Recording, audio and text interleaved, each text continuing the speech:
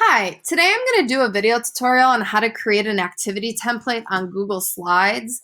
Many teachers right now are trying to digitize assignments to keep students engaged during remote learning.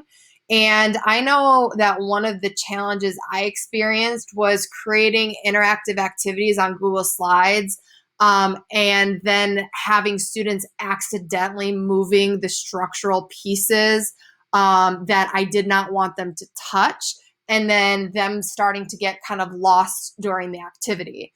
So I want to teach you a way to create a activity template that students can't change to give them structure to their assignment. So if you open up any Google Slides, there's going to be this icon right here that says layout in the top toolbar. If you click it, there's already several pre-made templates that Google provides for you. What I am going to do is I am going to show you, if you see this right here, you see how there's a triangle puzzle template. If I click that, students can't actually move this template anymore. So I want to show you how to create a template like this. So that way, if you want students to do a puzzle or you want students to fill out a Venn diagram or something in very specific locations, you can create a very easy way for students to do that without losing time or without students losing time themselves.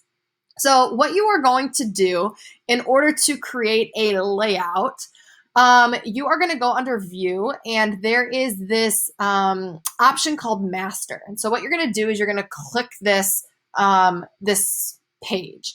Now, this first slide of the master essentially outlines what the text is going to look like and what the color of the slide is going to be.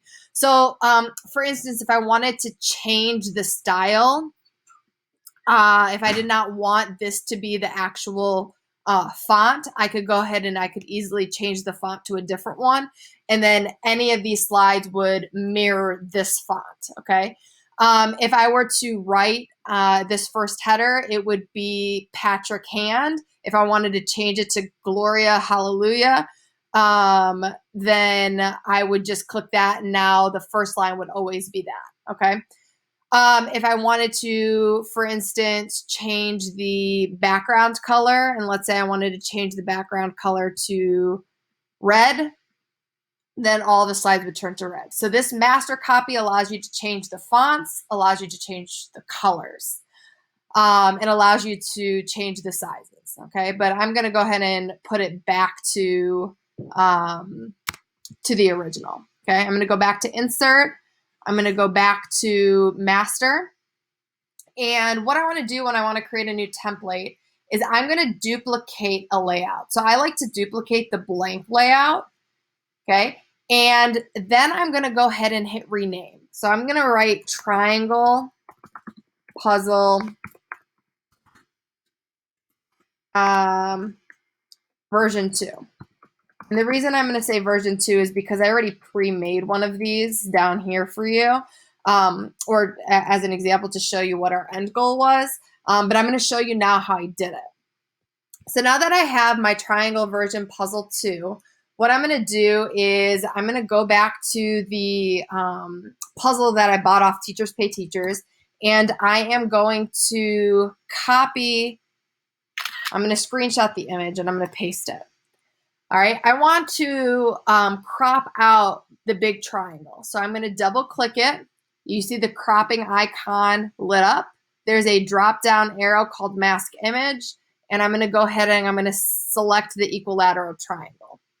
I'm going to match up the base of the equilateral triangle with the base of the puzzle. And I'm going to match up the top of the equilateral triangle with the top of the puzzle. All right.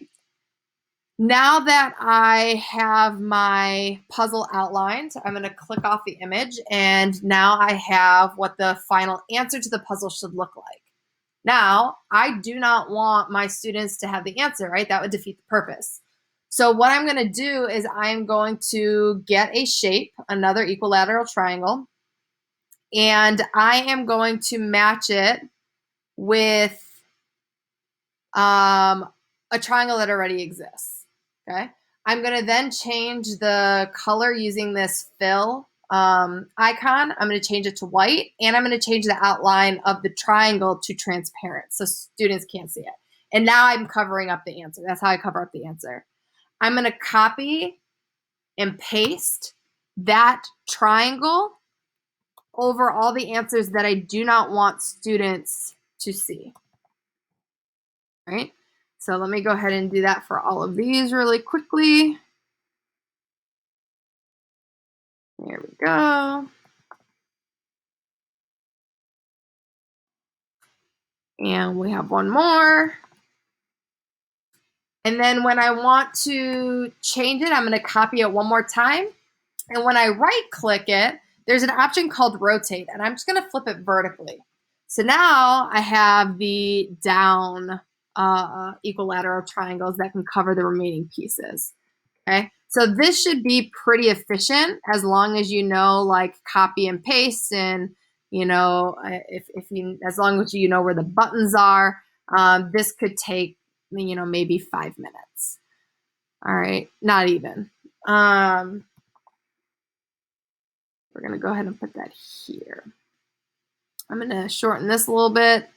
Okay, I'm gonna make sure I can see all the outlines because I want the students to know.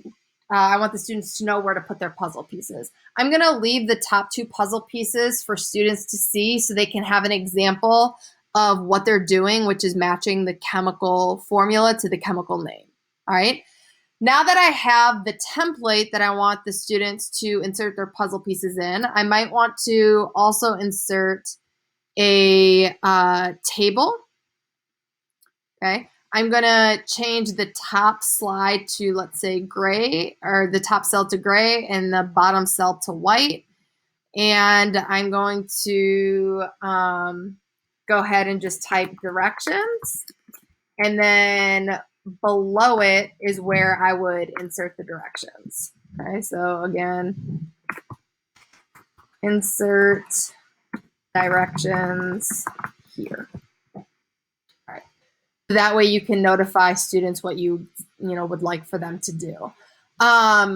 You could easily put this on a different slide if you wanted to.